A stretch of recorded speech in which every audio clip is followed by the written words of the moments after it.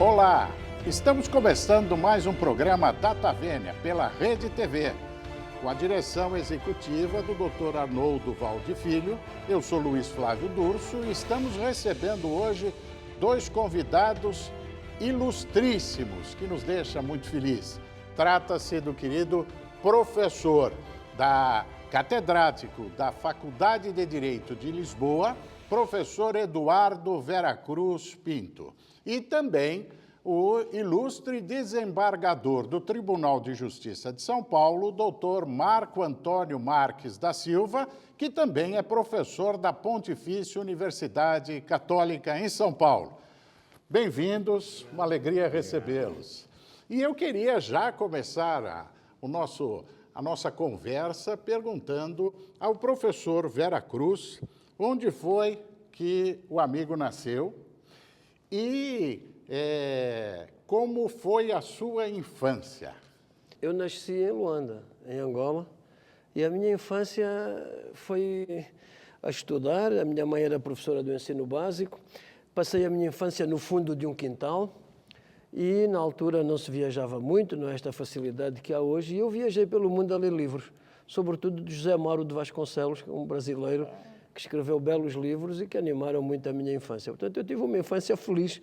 Não tenho nenhuma memória ruim da infância. Não fui vítima de bullying, a minha família manteve-se unida, de maneira que estou de bem com a minha infância. E o professor é casado? Sou casado. Quantos filhos? 7. 7 filhos. Algum veio para a área do direito? A filha que fez direito e mestrado em direito fugiu logo para o surf. De maneira que teve juízo e não ficou nas áreas do direito. Ficou nas águas próximas do direito, mas não cursa, não faz nada de trabalho que tenha a ver com o direito. E fica em Angola até quando? Quando é que sai de Angola? Angola entrou num período de guerra. Eu vivi o período inicial da guerra, mas depois era insustentável a situação e a família acabou por sair para Lisboa, onde fomos como refugiados. E depois tudo se consertou e eu voltei a Angola e volto todos os meses à minha terra, até por uma questão de respiração. Eu preciso de ir ao meu berço pátrio e vou lá por razões profissionais para dar aulas e praticamente todos os meses estou em Angola. Hoje o professor vive em Portugal. Vivo quando lá estou. Vive pelo mundo. Aliás, uma frase sua recente, o professor disse: eu sou um homem do mundo. O que o senhor quis dizer com isso? Isso é aqueles exageros retóricos. O que eu quis dizer foi que é importante que nós estejamos no mundo sem sermos cosmopolitas nesta forma nova de estar. O que acontece é que hoje as pessoas viajam muito, mas não conhecem nada. Estão sempre a andar e a correr de aeroporto em aeroporto. E eu gosto mais de ser viajante que turista. Eu vou, fico quando posso, fico o que posso e depois regresso. Agora, o bom do regresso é que o bilhete de partida já está no bolso. Isso é bom. Isso é bom. Eu queria agora perguntar ao nosso querido amigo, ilustre professor, desembargador Marco Antônio Marques da Silva. É paulista, né? Nasceu onde? Nasci em Itapetininga, interior aqui de São Paulo. Terra do Dirceu de Mello. Nós tivemos 3 presidentes do tribunal em Itapetininga. Foi o Dirceu. Doutor Dirceu, doutor Nereu César de Moraes e o Teodomiro Dias. Que beleza. E quando que vem para São Paulo? Como é que foi essa? Eu vim para São Paulo em 1977, 41 anos, quando ingressei na Faculdade de Direito da PUC. Mas então, passa toda a infância em Toda a Itapetininga. infância, como do professor Veracruz, minha mãe também era professora primária. No caso, a nossa história, nós somos 3 irmãos. Meu irmão mais velho é veterinário, minha irmã do meio, professora da área de enfermagem. Eu sou mais novo, mas por ironia do destino, perdemos o nosso pai. Eu tinha 5 anos, a minha irmã 7, meu irmão 8. Então, mamãe, professora primária, criou os 3, estudamos em escola pública, que sempre tinha até então um nível excelente. Todos os 3 entramos na universidade, mercê da escola pública de um país que realmente tinha uma estrutura. É casado? Sou casado há 35 anos, com a professora Ivani, 2 filhas e um neto de 2 meses, o Henrico. Opa, e alguma das filhas foi para a área do direito? Sim, a Natália, a mais velha mãe do Henrico, Ela foi para a área do direito, fez PUC, fez mestrado, é da área do direito, professora, advoga, e também é casado com um magistrado, também do direito, não tiveram muita criatividade. Agora, quando que nasce a vocação para o direito? Olha, a vocação para o direito, eu não sei se ela nasceu ou foi a história de você ter um exemplo. Eu tinha um amigo cujo irmão tinha feito direito e era diplomata. Hoje, aliás, é embaixador no Irã. Salvo engano, ainda está no Irã. E aquilo me foi muito curioso, fazer direito, de repente, pensar em carreira diplomática. Entrei na faculdade, comecei estágio em direito, me encantei e achei que deveria ficar no direito mesmo. Cursou na PUC. Na PUC. Onde está até hoje. Estou na PUC, eu posso dizer que eu sou quase que um patrimônio da PUC, com uma chapa nas costas, já que eu lá estou há 41 anos. 5 como aluno e 36 como professor. Hoje é professor titular de processo penal. Isso. E o professor Vera Cruz, quando que despertou a vocação pelo direito? Foi tardia. Embora eu tenha um pai funcionário judicial, portanto, a minha vida foi muito ir para os tribunais, parte da infância também foi a passar nos tribunais, a ver julgamentos, cozer processos, que era um método antigo, mas não foi por aí, eu era para ser veterinário. Até à guerra de Angola eu sempre quis ser veterinário, agrónomo, ter fazenda, era por aí. Depois dessa guerra, eu fui desperto para uma série de situações que a minha família e a minha infância me tinham poupado, e situações sobretudo resultantes de Portugal viver numa ditadura, de nós vivermos num período colonial intenso. Fui-me apercebendo de algumas coisas. Então eu vim para direito por causa da justiça, porque eu acreditava que através do direito se chegava à justiça. Então vim estudar direito para ver se chegava à justiça. Ainda hoje estou a tentar fazer esse caminho. E a faculdade que o professor cursou, qual foi? Universidade Católica de Lisboa. Quando fui para Portugal, depois ingressei na Universidade Católica, fiz os 5 anos na Católica, depois ingressei na Universidade de Lisboa e fiz o resto da carreira lá. É que quando você nasce, Angola era uma colônia portuguesa. Era território nacional português, sim. Mas já estava em guerra. Eu nasci no ano em que começou a guerra pela libertação de Angola. E chegou a advogar? Depois da faculdade? Eu não tenho muita vocação para a advocacia neste sentido. Fiz o estágio da advocacia em Lisboa. Sou advogado em Angola, pelo menos estou inscrito na Ordem dos Advogados e tenho honra nisso. OAP, Isso. Ordem Portuguesa, a Ordem dos Advogados. Em Portugal não se põe português, é só Ordem dos Advogados. Em Angola eu ponho Ordem dos Advogados Angolanos. E agora, eu em Portugal não sou advogado e sou advogado em Angola, mas advogo muito pouco. É mais uma forma de juntar pessoas, alunos. É uma forma pouco profissional de exercício da advocacia. E eu não queria desenvolver isso, porque isso é uma vergonha de um advogado. Um advogado com carteira que não trabalha, isso é um sério. Mas trabalha no magistério, sobre o qual nós vamos falar daqui a pouquinho. Muito Agora eu bem. quero saber do desembargador Marco Antônio, que fez uma brilhante carreira na magistratura brasileira. Mas logo depois de formado, chegou a advogar um pouco? Eu advoguei, para ser exato, 1 ano e 2 meses, que foi o período do concurso da magistratura, que é mais ou menos isso que demora o concurso da magistratura. E nesse período eu advoguei, tive uma experiência, eu diria, até com...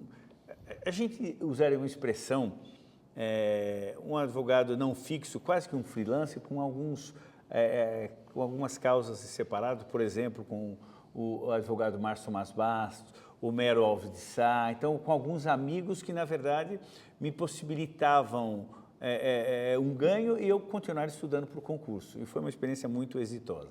Desde estudante, já essa vontade de ingressar na magistratura existia ou foi algo que surgiu depois de Eu formado? acho que foi algo que foi sendo construído através das experiências.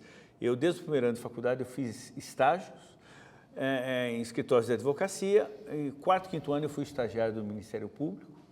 Eu digo que a advocacia e o Ministério Público me despertaram a vocação para a magistratura no sentido de tentar uma mudança da realidade, fazer alguma coisa por aqueles que necessitam e talvez tenham passado mais até necessidade do que eu e muitas outras famílias passaram, mercê da situação de vida, e eu tenho uma lembrança, e hoje eu faço uma comparação. Eu estudei na PUC 5 anos, que na época se chamava crédito educativo, que seria hoje um ProUni, FIES, alguma coisa desse sentido. E pude pagar depois disso. Então eu achei que esse tipo de movimento na minha vida me despertou um pouco de fazer alguma coisa pelo meu semelhante e devolver aquilo que eu havia recebido em vida. Isso é muito bonito isso, porque, principalmente para os jovens que estão nos assistindo, ninguém nasce pronto. As coisas geralmente são construídas com muito sacrifício, com muita luta. E a maioria dos nossos ilustres convidados relatam que tiveram uma origem bastante simples, humilde, e lutaram bastante para chegar até onde estão. No caso do Dr. Marco Antônio, hoje integra o Tribunal de Justiça do Estado de São Paulo como desembargador. Gostava do exercício da advocacia? Sabe que eu tenho a seguinte ideia: o advogado é o primeiro juiz da causa, porque ele recebe, vai fazer a análise e dizer como deve seguir. E, na verdade, ele é também um bandeirante, porque ele tem que desbravar, um descobridor, não apenas do direito do seu cliente, mas da melhor adequação daquilo que possa vir um caso, ser uma ação, um caso perante os tribunais. Eu acho que o advogado realmente não é apenas porque está na Constituição que ele é imprescindível à administração da justiça. Ele é imprescindível à democracia, ao contraditório, ao viver em sociedade, para que cada um tenha o que é seu. Mas o magistério os arrebatou. Ambos são professores. E eu tenho um carinho muito grande pelo professor, porque efetivamente é uma atividade de profundo amor ao semelhante. Não há um professor que não ame o que faz, especialmente o aluno. E no caso do professor Veracruz, quando que desperta a vocação para a docência, para começar a lecionar? Foi na faculdade ou lecionou em nível médio? Bom, foi logo na faculdade, porque admirei grandes professores. Eu tive grandes professores e tive essa felicidade, e eles eram exemplo. Ensinavam a parte teórica e depois ensinavam a fazer. Na minha percentagem de advogado, que há pouco referi, não sou muito de tribunal, mas gosto muito de dar opinião. Dar opinião, ver a controvérsia que está presente e procurar fundamentar bem os caminhos, etc. Portanto, a parte da advocacia que eu mais gosto é a parte da docência que o advogado faz. Porque o advogado tem que ter uma didática para lidar com o cliente, para lidar com os magistrados e até para lidar com a sociedade, sublinhando o que disse o professor Marco Antônio e também Vossa Excelência, no sentido de que o advogado é imprescindível para a feitura da justiça. A democracia também, claro, todos conhecemos o papel dos advogados brasileiros quando as liberdades e os direitos estão em causa, mas o mais importante é salientar que na controvérsia judiciária o advogado é fundamental. Depois existem pequenas burocracias processuais que nós podemos melhorar. A minha vocação de professor aparece logo, embora quando acabei a licenciatura ou a graduação, como vocês dizem, eu procurei fazer todas as profissões jurídicas. Eu candidatei-me à magistratura, candidatei-me aos negócios estrangeiros ou relações externas, candidatei-me a tudo o que havia. Mas depois, felizmente, quando me candidatei a assistente da Faculdade de Direito, consegui entrar. E isso foi uma felicidade imensa, porque eu nem sabia que ia gostar tanto de ser professor. E gostei tanto de ser professor que quase não faço mais nada, não é? Leio e ensino.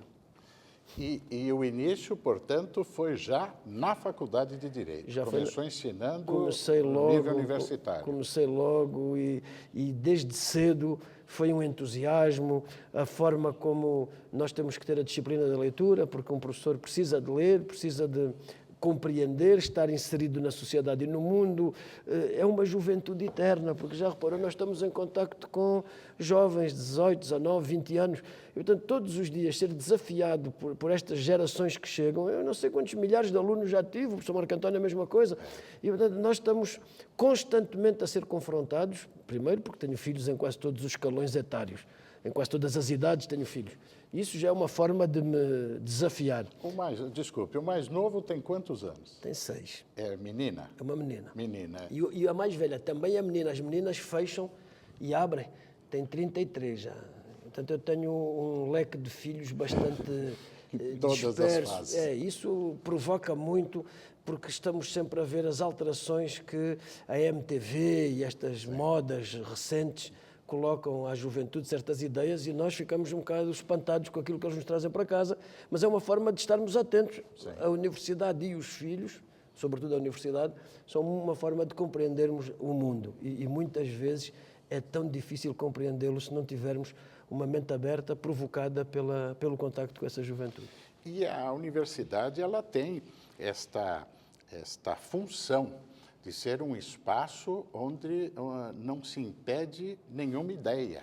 Ali é um palco de debates absolutamente isento. No caso do desembargador Marco Antônio, a docência surge quando e como? Eu, durante a graduação na PUC, eu tive a honra de ser o que nós chamamos aqui monitor, aquele aluno que já está em anos um pouco mais avançado, quarto, quinto. Eu tive a honra de ser monitor de alguns professores da PUC, né? O professor Hermínio Marques Porto, de saudosa memória, o professor, hoje desembargador aposentado, Celso Garreta Prates. Então, nós tivemos uma oportunidade, eu diria, muito feliz. E iniciou, mas também para mim, o meu grande exemplo de docência, eu tenho na família a minha avó, mãe da mamãe, que foi professora, aliás, tem até escola com o nome dela aqui em São Paulo, em Itapetininga, vovó Isolina, e a minha mãe, hoje viva, graças a Deus, e lúcida, Celina, com 91 anos atualmente, professora durante 52 anos. Que beleza. Então, na verdade, eu diria que eu cresci com esse tipo de exemplo, vendo em casa, e depois esses grandes exemplos que nós tivemos na universidade, na escola como um todo, na universidade. Eu seria injusto se eu não dissesse também que eu me lembro de saudosa memória, um professor, um exemplo para nós, que foi vosso pai, Dr. Durso, que era um professor por excelência. Eu acho que a justiça deve ser feita sempre, e eu faço agora também. Muito obrigado. Meu pai começou a lecionar com 17 anos no curso de admissão e lecionou até os 86. Ele faleceu com 88, mas enquanto ele teve condições, ele é um apaixonado pelo magistério. Agora, ambos convidados sentiram a grande mudança, uma verdadeira revolução do momento em que estão estudando e estão iniciando na docência, começando a ensinar, e os dias de hoje. Nós tivemos a revolução tecnológica, a internet, que mudou a humanidade, mudou o mundo. Aliás, ambos já escreveram trabalhos, inclusive conjuntos, sobre o tema. E eu quero provocá-los agora sobre esse tema. A internet é um bem ou é um mal? É como em tudo na vida, depende da finalidade que lhe dermos, não é? Há pouco colocou aqui uma questão interessante, que a universidade é um lugar onde todas as ideias cabem. Isso é um debate muito importante, sobretudo nos dias que correm, porque o ensino requer que o professor saiba o seu papel na universidade. O professor tem o dever da objetividade. O direito é uma ética do contraditório. E, portanto, cabe ao professor ensinar sempre uma tese e a outra tese. Claro que há ideias que surgem nas sociedades que não são muito consentâneas com a ideia de direito, com a ideia de justiça. Portanto, não se apela a uma neutralidade moral do professor quando estão em causa questões de princípio que têm a ver com a civilidade do direito, coisas que levaram séculos a conquistar. Portanto, os professores podem tomar posição, mas é preciso muito cuidado, é um debate que os professores têm que ter constantemente. Se a objetividade requer neutralidade, isto é, não tomar posição relativamente às teses em presença, ou se, pelo contrário, podem ser objetivos e não neutrais. Isso é um debate que é grande e que é suscitado por aquilo que disse. Agora, é preciso que todos os professores de Direito tenham como divisa, como máxima, que as ideias más não se silenciam. Elas combatem-se, mas têm que ser também ouvidas. E tem que haver respeito por quem pensa diferente, mesmo que essas ideias sejam consideradas por nós completamente estapafúrdias ou tortas. Agora, silenciar é que não é o papel da universidade. O papel da universidade é combater. combater as boas causas do direito, combater pela igualdade, pela liberdade, mas combater dentro daquilo que é uma imensa abertura da universidade. E a mensagem que há é possível lutar pela justiça e por alguma igualdade em liberdade. Nós conseguimos fazer isso e essa grande parte da função do professor de Direito, além de entender a parte técnica, etc. e tal, e transmitir aos alunos, no fundo, é ter esse valor de base. Quanto à internet, a internet eu passei do analógico ao digital, sou a geração que fez a passagem. Não fiz uma passagem muito grande, porque grande parte das vezes que preciso de fazer coisas muito complicadas na internet, peço aos filhos para me ajudarem, mas o que é certo é que a internet mudou muito. E não foi a internet, foi sobretudo estas ferramentas que foram introduzidas, não é? O mail. Hoje em dia, qualquer pessoa diz, mandei um mail, você não respondeu. Eu não passo a vida agarrado à caixa do correio a abrir para ver se chegou carta, a ver se o correio vem aí.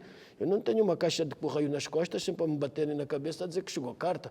E, portanto, nós temos que dar espaço, tempo, saber o tempo da internet e o tempo em que não há internet, mas, sobretudo, a percebermos que mudou a nossa era. Nós vivemos numa era de textos escritos, de leitura, de interpretação e tal, e agora vivemos na era digital. O homem mudou completamente, tive a ocasião ainda hoje de dizer isso, peço desculpa ao Sr. Marco António que está a ouvir outra vez, mas nós mudamos completamente e ninguém se apercebe disso. Ninguém grita aos ouvidos destes políticos que já não se faz direito como se fazia há 2 décadas. O direito mudou. Hoje a provocação é imensa, a nossa própria capacidade de entender as coisas. O positivismo jurídico está todo em causa. Grande parte do operar judiciário está em causa. Discutir a submissão tecnológica do juiz. O que é que a internet faz à cabeça de um juiz que tem centenas de processos para decidir e com a internet tem uma ferramenta ótima para uns copy-paste e tal e fazer aquilo rápido? Qual é o tempo de pensamento, de raciocínio? Hoje publica-se livros quase todos os dias. Grande parte dos autores escreve livros a rodos, nem pensa. Se eles estiverem sempre a escrever, uma pessoa pergunta quando é que eles pensam para escrever alguma coisa de jeito que vale a pena ficar numa biblioteca. Portanto, vamos ver. A internet, depois há o problema do bullying que aumentou, há o problema das notícias que se tornaram mundiais.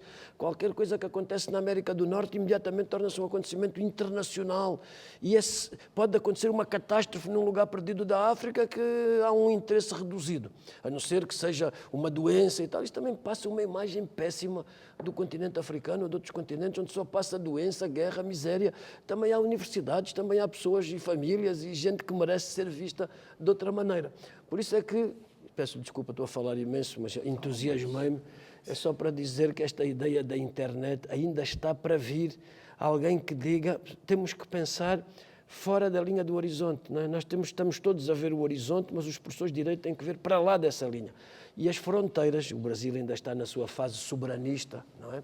É um país ainda jovem, mas é preciso entender que a fronteira política, essa garantia do direito nacional, está cada vez mais posta em causa. Por isso é que está a haver uma grande diferença entre aquilo que está, por exemplo, a fazer o presidente norte-americano, que é voltar-se para dentro, para o protecionismo, a própria Inglaterra, que fez o Brexit, quer sair da União Europeia, e um conjunto de Estados que têm histórias muito dramáticas, que são os países europeus, e que estão a tentar, através de um certo abolir de fronteiras, dizer que as pessoas têm outras motivações, além das motivações nacionais, para conseguirem projetar melhor os seus direitos, cumprir os seus deveres, criar a família e conseguir fazer um mundo melhor. Não creio que consigamos fazer isto, dar conta da pegada ecológica, combater para que o ambiente seja propício a que os nossos filhos e netos vivam aqui no planeta.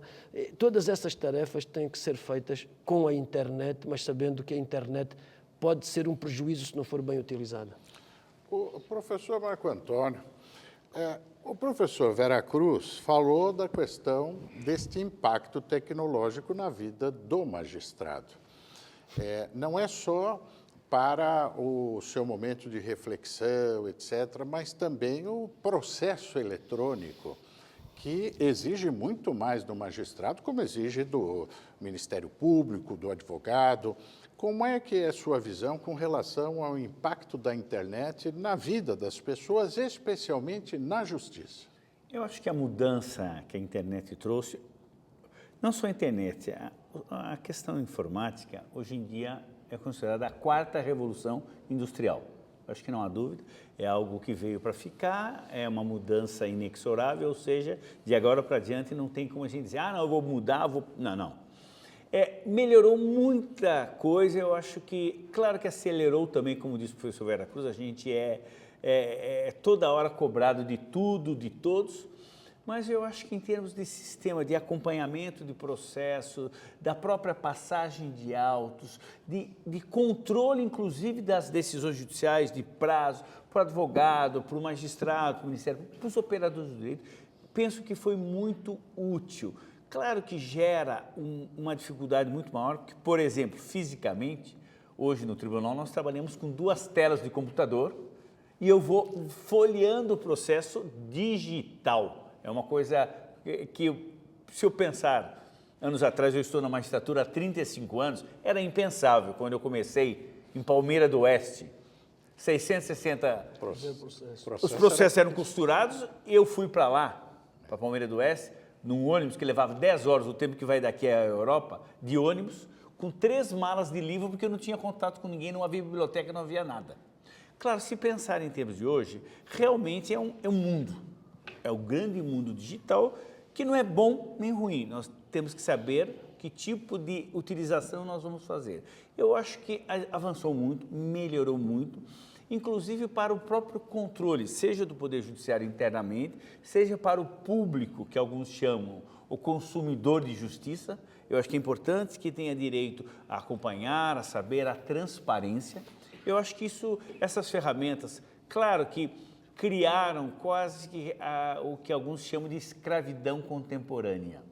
Porque a gente leva processo para casa, antes eu levava também muito processo físico. Hoje eu acesso via o sistema de administração judicial, o SAGE, o processo, às vezes eu estou em Portugal, em atividades com o professor Vera Cruz na Universidade de Lisboa, na Universidade Europeia, eu acesso meus processos, eu levo, alguns deles eu coloco de acordo com o estudo, no iPad eu vou aproveitando as 10 horas de avião para ir, para voltar, ou seja, a tecnologia melhorou, mas fez, aspas, uma escravidão contemporânea e diferenciada, que antes eu falava, não, eu estou longe, não pude levar, não dava para levar tantos processos. Hoje, eu nem preciso levá-lo, eu acesso de lá, eles me acompanham, então eu, às vezes, ou qualquer pessoa não tem, o advogado, não, eu não vou perder o prazo, não tem como, hoje em dia se acessa via internet em qualquer ponto do mundo, é bom, mas também...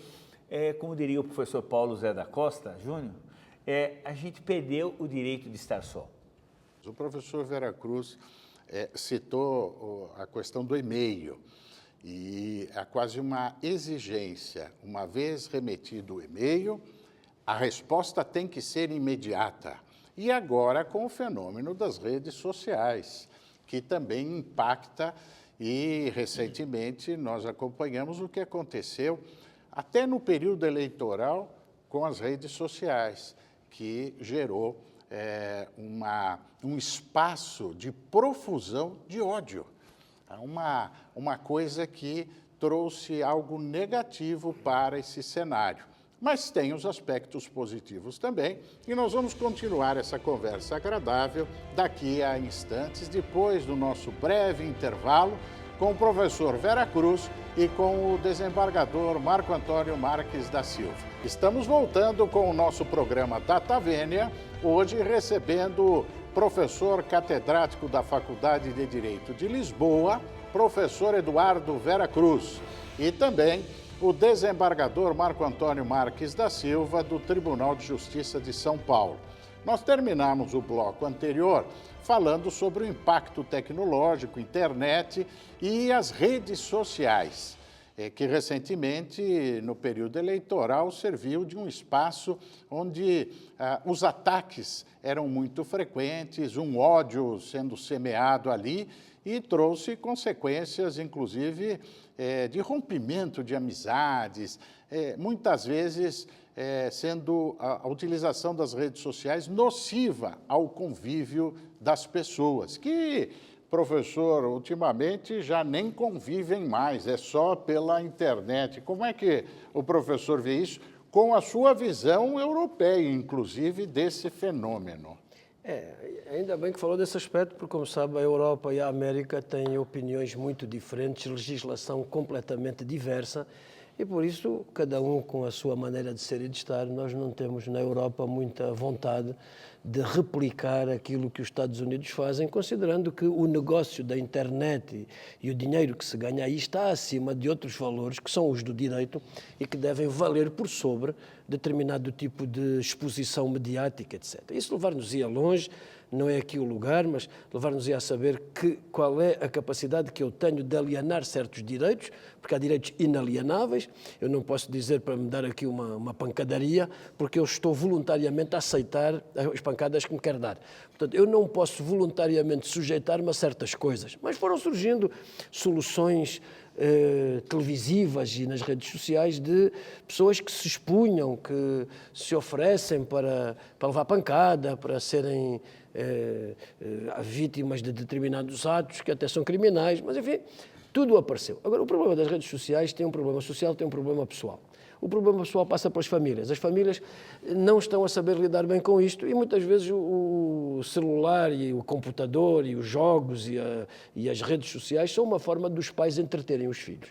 Isso é gravíssimo, porque não só não há convivência entre pais e filhos, cada vez os filhos se fecham mais nas suas amizades internéticas e no tempo que perdem com isso. Sem controle. Sem controle, muitas vezes, e quando querem fazer controle, isso é uma coisa incontrolável. Os garotos hoje sabem tudo sobre como esconder conversas que os pais julgam controlar. E, portanto, vamos ver, a família acabou por não estar preparada para receber essa ferramenta e isso deslaçou também o convívio familiar. Os pais deixaram de conhecer os filhos e os filhos deixaram de se importar com os pais. E era uma coisa que já se vinha agravando, porque não há nenhuma incompatibilidade entre ser família e ser moderno. É preciso é que os pais saibam determinar o quantum de internet e de frequência dessas redes e de exposição a isso, e, do outro lado, as idades certas para ter acesso às coisas. Portanto, há um lado pessoal, um lado familiar, um lado de solidão, o direito a estar só. Na Europa tivemos aqueles acordos sobre o direito ao esquecimento.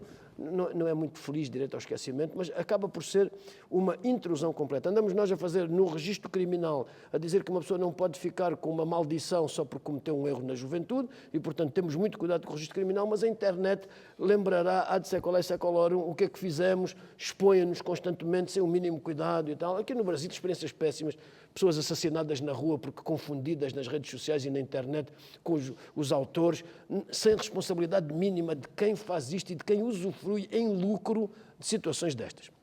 Não vamos falar do chamado marco da internet no Brasil, até porque tenho aqui o marco ao meu lado, e isso seria um pouco horrível estar a fazer essa comparação. Mas estava a dizer o seguinte, do ponto de vista político, ainda é pior, porque as redes sociais permitem o anonimato e as pessoas, a coberto do anonimato, portam-se da forma mais vil, arranjam os maiores problemas e depois nós tínhamos instrumentos para dizer, não, os partidos políticos, por exemplo, na Europa, muitos países têm os partidos políticos financiados pelo Estado. O Estado dá o dinheiro e dá o dinheiro aos partidos mais ou menos do arco da democracia.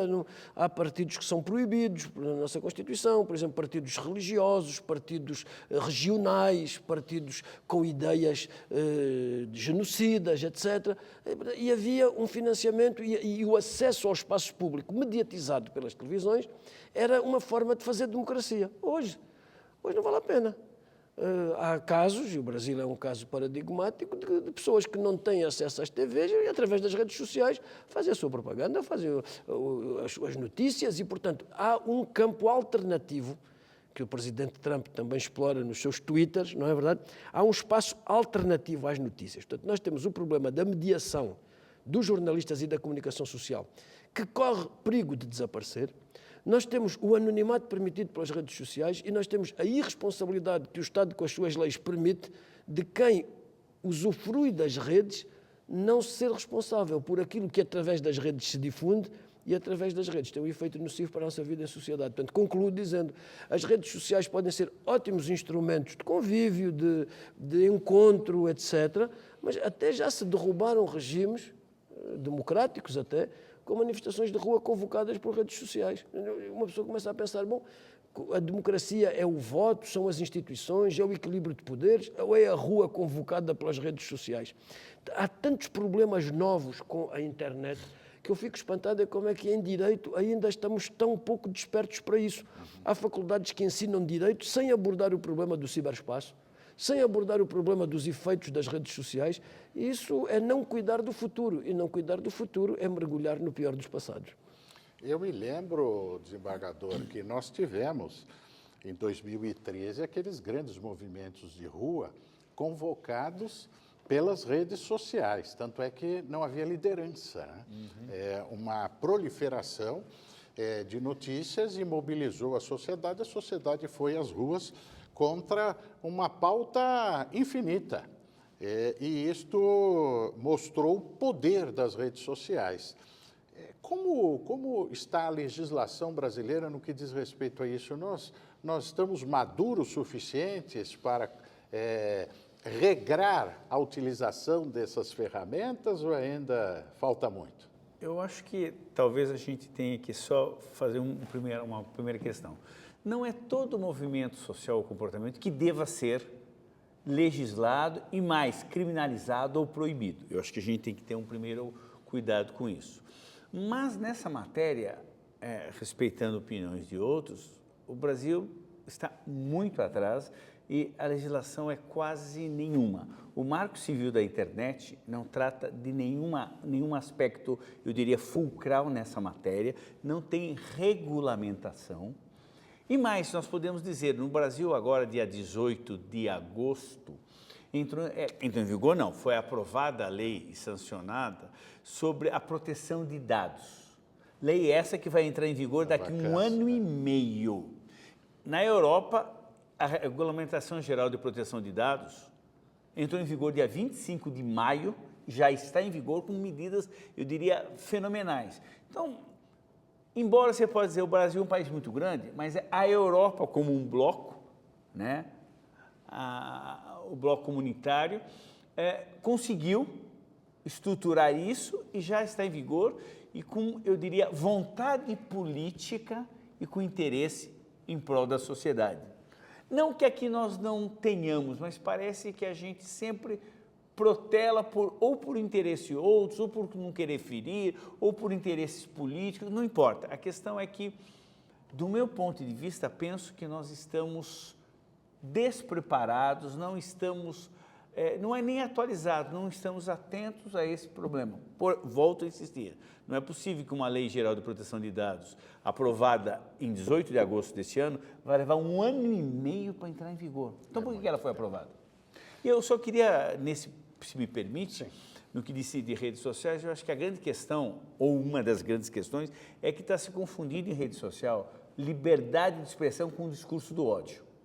Porque todo mundo, de repente, acha que pode falar tudo contra todos e esquece que sempre haverá o dia de amanhã, haverá a própria vida dela e haverá, de um jeito ou de outra, responsabilização, ainda que por crimes contra a honra ou qualquer outra forma, mas é importante que a gente deva exercitar a tolerância, o respeito, o contraditório, porque as redes sociais, dependendo como usada, é quase como um faroeste. Você dispara, quase que mata seu oponente, só que o oponente não tem o direito de resposta, não tem a legítima defesa, e aí o que disse o professor Vera Cruz. Ainda que tenhamos o início disso estudado na Europa, a começar na Espanha, o chamado direito ao esquecimento, ainda é muito primário, muito inicial, e vidas estão sendo ceifadas, literalmente, pessoas que são atacadas por redes sociais, são execradas, acabam se suicidando, acabam dando cabo da vida, ou como o caso que aconteceu anos atrás aqui no litoral paulista, de uma mulher que foi esquartejada, foi linchada por uma falsa notícia de rede social. Nesse ponto, desembargador, existe um aspecto que o professor Vera Cruz tocou, e você falou também agora um pouco sobre a questão do direito ao esquecimento. Eu queria primeiro esclarecer ao nosso telespectador, especialmente o leigo, que a ideia do direito ao esquecimento é que o que está registrado na internet, ninguém tira, aquilo fica de eterno. Teria o indivíduo direito de tomar uma medida legal, judicial, para retirar aquela informação da internet? Essa é a grande questão que a Europa debateu e avançou nesse ponto, não, professor? Já tem mecanismos para temos isso. Mecanismos e temos eu não digo uma guerra, mas temos certamente uma divergência com as grandes empresas da internet, que não são só questões fiscais, como às vezes se quer fazer entender. São questões de concepção, de cultura do direito. Nós não entendemos porque que uma pessoa deve ficar só porque a internet permite que se escreva na pedra um ato cometido com 16, 17 anos. Há pessoas que se expõem na sua nudez quando estão em determinada idade, quando acham que isso é bem, está bem, etc. Mas depois têm direito a que aquilo não seja repercutido. Quer dizer, a outra coisa, eu cometi um crime, paguei a minha pena. Paguei a minha pena que a sociedade, a própria sociedade diz, não fica no registro civil, no registro criminal, determinado tipo de atos. Depende de para que é que se pede o registro, se é para ser motorista, claro que tem que vir lá que cometeu crimes de atropelamento de pessoas, etc. e tal. Mas se cometeu um crime de falsidade de moeda, isso já não consta no registro criminal para ser motorista, para não ficar aquela ideia, um anátema, uma maldição lançada sobre a pessoa. E agora a internet vem e tira-nos tudo isso que são conquistas do direito. Portanto, nós, em matéria de direito, o que defendemos no próprio direito europeu, que não corresponde muitas vezes exatamente ao direito comunitário, porque o direito europeu é um fundamento comum de cultura, de civilidade jurídica, que foi conquistada com imensos sacrifícios. Nós conquistamos em séculos que quem acusa prova. E, como todos sabem, o ónus da prova estava muitas vezes com quem era acusado. Isso levou a grandes hecatombes, inocentes condenados. Fizemos o caminho com base em lágrimas e em sacrifícios. Nós conseguimos dizer que só se prende depois de transitada em julgada a sentença. Nós chegamos à conclusão que a prova é muito importante em direito, que a prova é uma prova objetiva que pode ser complementada com provas subjetivas, e nós chegamos à conclusão que não há justiça quando uma pessoa tem que responder eternamente. Há um fundo cristão na nossa cultura jurídica. Talvez o maior ensinamento seja esse, 70 vezes 7. Quer dizer, como é que é possível dizer a uma pessoa que comete um crime, que se arrepende, que pede desculpas, que cumpre a sua pena com a sociedade em virtude dos códigos que temos, depois disso tudo, ainda a internet está constantemente a lembrar a nudez. É avô. E agora os netos têm que ver aquilo que o avô fez quando tinha 16, 17 anos. Nós não temos sempre orgulho, mesmo que digamos isso, não temos sempre todo o orgulho dos nossos disparates de juventude. E é muito feio estar sempre a lembrar, constantemente a lembrar coisas que correram menos bem na nossa vida. E é por isso que a internet não nos pode fazer isto. Quem diz que tem meios tecnológicos para pôr, tem que arranjar meios tecnológicos para tirar. Porque essa desculpa que dão, que não há meios tecnológicos para tirar, é conversa da treta, porque todos sabem que tem um mecanismo. E se não têm, estudem. Porque tiveram estudos suficientes para fazer de uma maneira. Isto é mais ou menos uma canção aqui brasileira que diz que você que inventou o pecado esqueceu-se de inventar o perdão. E, portanto, tem que saber inventar o antídoto para o veneno que colocaram. A Europa está com grandes dificuldades, mas a Europa está a estudar e a implementar medidas em que a pessoa é defendida pelo direito e a tecnologia tem que saber parar quando está a pôr em causa a humanidade do homem. E se for assim, nós devemos de chegar a bom porto. Não quero vencer a tecnologia, como disse o professor Marco António, é inelutável. O que eu quero é dizer a tecnologia que não invada espaços que nós conquistamos, nós os juristas, ao longo de uma história sofrida para chegar até aqui. Nesse ponto, o desembargador poderia dar uma visão da situação brasileira, porque esses ventos, bons ventos da Europa, no sentido de fazer com que a ideia do esquecimento possa ter um amparo jurídico, no Brasil não há amparo nenhum por enquanto. Não é? Infelizmente, nos termos que há na Europa, não. E, embora a nossa Constituição tenha a previsão que não há pena de caráter perpétuo, esse tipo de manutenção na internet é uma pena de caráter perpétuo contra o indivíduo, que a situação, como disse o professor Vera Cruz, ele pode ter cometido o pior crime e depois ele é isento de qualquer registro. Depois de X anos, cumpriu sua pena, pronto. Mas o ato que fica na internet, por interesses outros, como também o professor referendou, quer dizer, não é possível que instrumento, que a tecnologia tenha sido feito contra o ser humano, quer dizer, que não é a favor do ser humano, só pode ir contra ele, não pode apoiá-lo. Em termos de direitos e garantias, eu acho que é muito importante que a gente avance nesse sentido. Claro que é uma discussão, não, isso se tirar é censura. Nem tudo é censura. O tribunal alemão deu uma decisão muito interessante anos atrás, de um caso em que um indivíduo havia matado um policial que era quase que um herói na Alemanha, etc. E anos depois, ele cumpriu a pena, restaurou sua vida, sua família. Anos depois, um canal de televisão foi fazer o que seria uma espécie de minissérie para retratar tudo aquilo. Ele entrou em juízo, chegou até o tribunal alemão, constitucional, o tribunal disse, não pode. Ele já cumpriu a pena, está devidamente reabilitado. E qual é o interesse público disso? A história é dele, é da família, inclusive da família da vítima.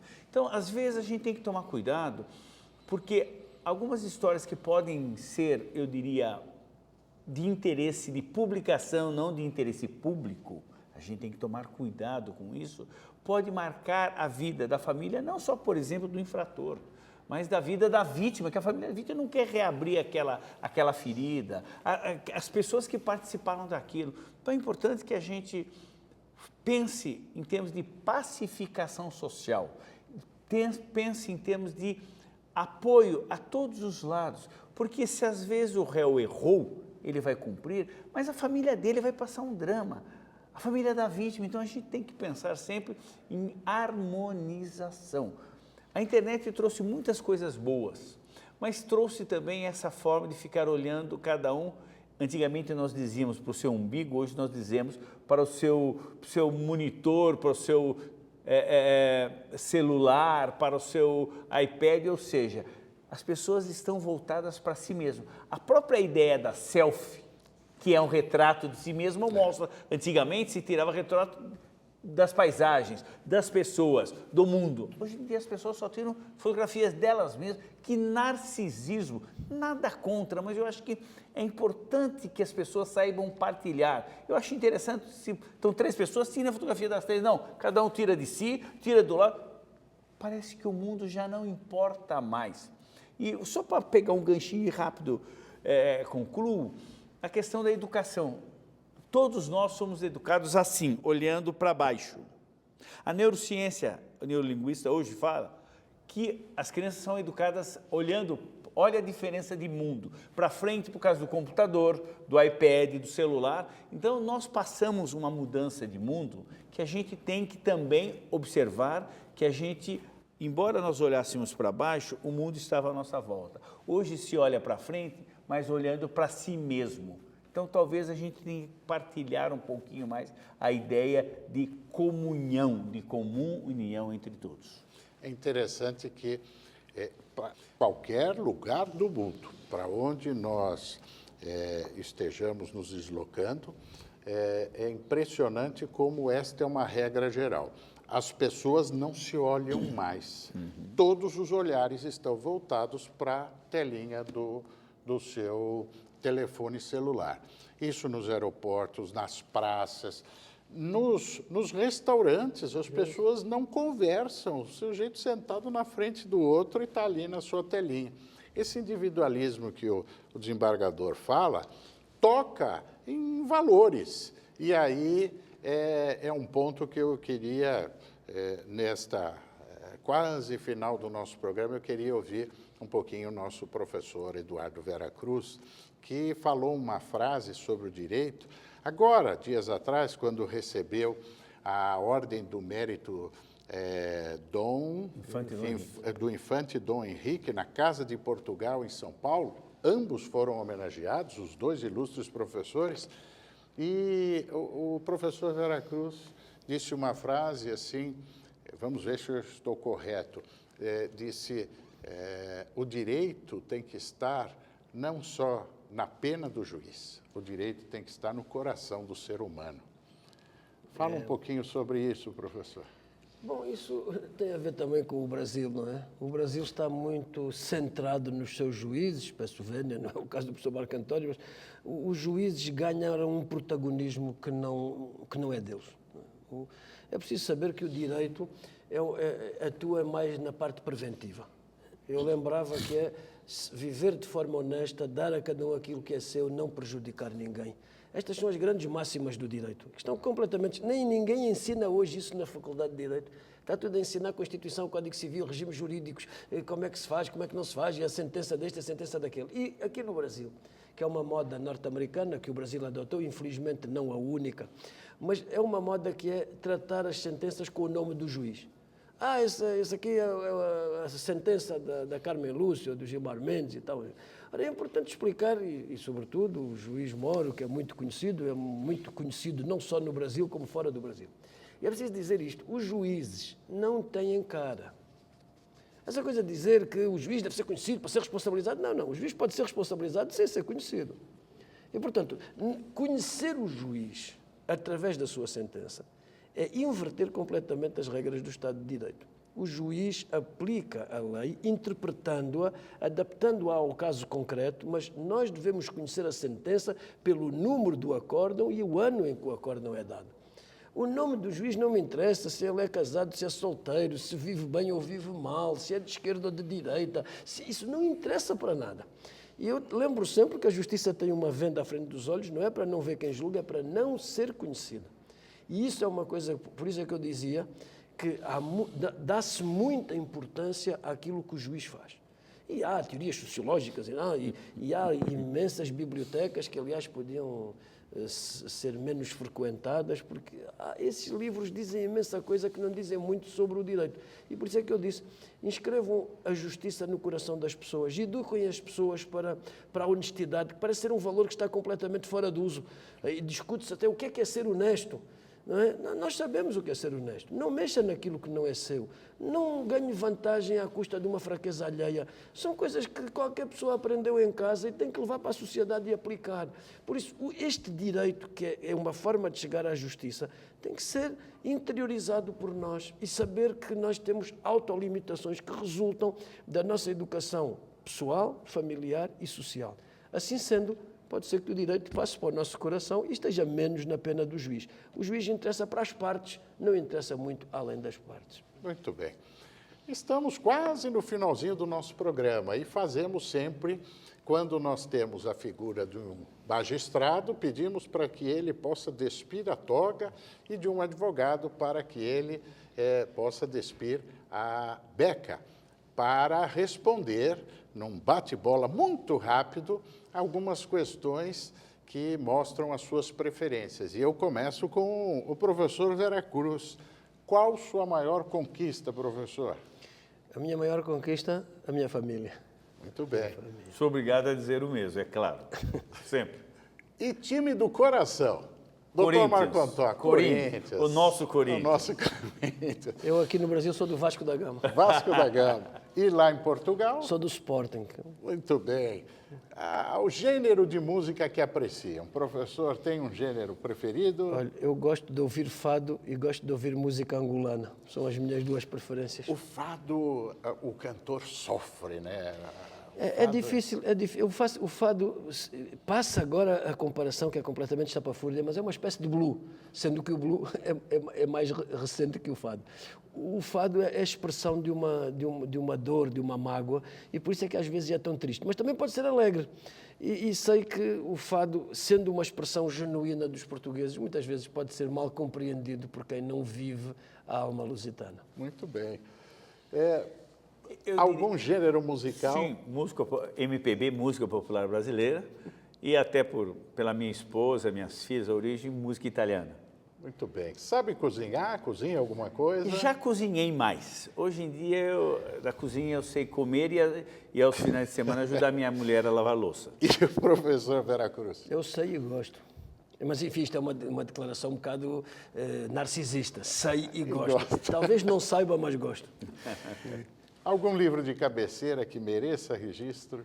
Eu tenho um livro de cabeceira que me acompanha desde criança, que é o Meu Pé de Laranja Lima. E Vamos Aquecer o Sol, que é uma espécie de complemento. Gosto muito de falar com árvores e com sapos. E, portanto, adquiri isso do José Mauro de Vasconcelos. Tenho aqui qualquer coisa disso. Que beleza. Meu livro atual é de um grande homem chamado Papa Francisco. O nome de Deus é misericórdia, porque eu acho que a gente tem que exercitar tudo isso. Não é nenhum proselitismo, não é nenhum coisa, mas eu acho que se a gente olhar para o nosso irmão, olhar o outro com os olhos do outro, se colocar no lugar dele no dia a dia, a gente vai saber. Aliás, eu digo para os meus alunos na faculdade ou no tribunal, eu não nasci desembargador, nem professor titular e nem de óculos, como diz a música. Eu nasci um ser humano e vou continuar nascendo. E a gente deve exercitar diariamente. Base do direito, né? Algum filme que gostou muito e que mereça aí uma recomendação? Eu gostei o que vem agora à cabeça, Sob o Sol da Toscana. Professor, algum filme? Eu tenho um filme que me acompanha também, que é O Monte dos Vendavais. Que beleza. Sempre gostei. Como última palavra, professor Veracruz, uma palavra aos jovens brasileiros. Tenho que confiar no Brasil. Os jovens brasileiros têm que saber que o Brasil é um país imenso, cheio de potencialidades, mas não é tanto por ter matéria-prima. A melhor matéria-prima do Brasil são as pessoas do Brasil. E por isso gostava muito que os jovens acreditassem mais, saíssem menos para sempre e saíssem mais para ter mundo. Essa é a minha grande vontade. Desembargador Marco Antônio, uma palavra para o nosso jovem. Eu acho que a palavra principal é a fé, a esperança, acreditar num mundo melhor.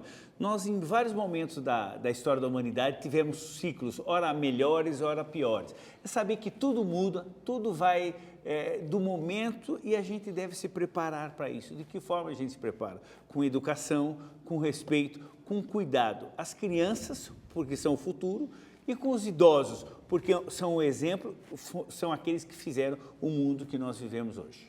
Muito bem. Eu quero agradecer aos queridos amigos, nossos convidados, professor Eduardo Veracruz e desembargador Marco Antônio Marques da Silva. Esse é o programa Data Velha pela Rede TV e estaremos juntos novamente na próxima quinzena. Até lá!